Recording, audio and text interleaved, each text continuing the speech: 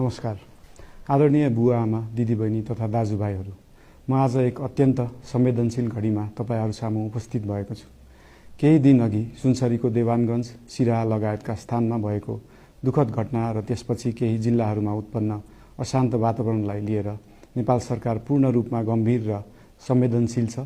यस दुःखद घटनामा परि निधन हुनुभएका हाम्रा नागरिकहरू जयप्रकाश मेहता, ओम प्रकाश मेहता र गणेश यादवप्रति म भावपूर्ण श्रद्धाञ्जली अर्पण गर्दछु।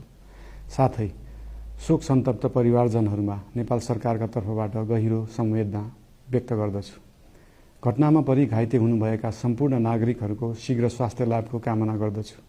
घाइतेहरूको उपचारमा कुनै पनि प्रकारको कमी वा ढिलाइ हुन नदिन सम्बन्धित स्वास्थ्य निकायहरूलाई स्पष्ट निर्देशन दिइसकिएको छ।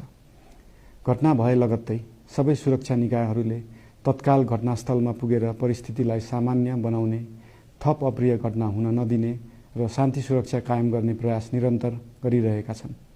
घटनाको निष्पक्ष छानबिन गरी दोषीलाई कडा कानुनी कारबाही गर्न गृह मन्त्रालयले छानबिन समिति गठन गरिसकेको छ। म सबैमा विश्वास दिलाउन चाहन्छु कि यो छानबिन पूर्ण रूपमा निष्पक्ष र पारदर्शी हुनेछ। घटनामा संलग्न दोषी जो कोही भए पनि कानुनी दायरामा ल्याउन सरकार प्रतिबद्ध छ। अवस्था थप नबिग्रियोस्, कुनै पनि नागरिकको जनधनको क्षति हुन नपाओस् र स्थानीय स्तरमा विश्वासको वातावरण बनोस् भन्नका लागि नेपाल सरकार निरन्तर क्रियाशील छ। परिस्थिति सामान्यीकरण गर्न केन्द्र स्तरमा सर्वदलीय बैठक आह्वान गरी गहन छलफल गरिएको छ। स्थानीय तहसम्मै जनप्रतिनिधि, नागरिक समाज, विभिन्न धार्मिक गुरुहरू, समुदायका अगुवा तथा सामाजिक व्यक्तित्वहरूसँग निरन्तर संवाद भइरहेको छ।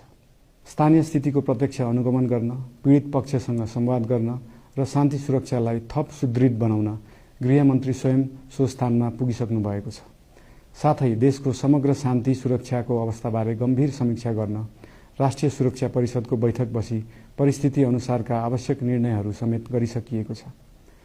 यस्तो संवेदनशील घडीमा सामाजिक सञ्जाल वा अन्य माध्यमबाट असत्य, अपुष्ट सूचना, अफवाह, घृणा फैलाउने सामग्री वा समुदायबीच वैमनस्य बढाउने अभिव्यक्ति प्रचार प्रसार नगराउन अनुरोध गर्दछु।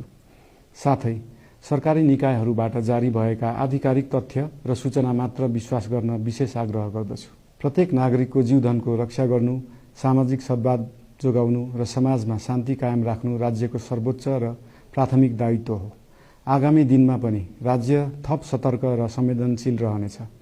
प्रत्येक नागरिकको जीवन सुरक्षाका लागि सरकारका सम्पूर्ण संयन्त्रहरू अहोरात्र खटिनेछन्। शान्ति सुरक्षा भङ्ग गर्ने, अराजकता फैलाउने वा हाम्रो सदियौं पुरानो सामाजिक सद्भाव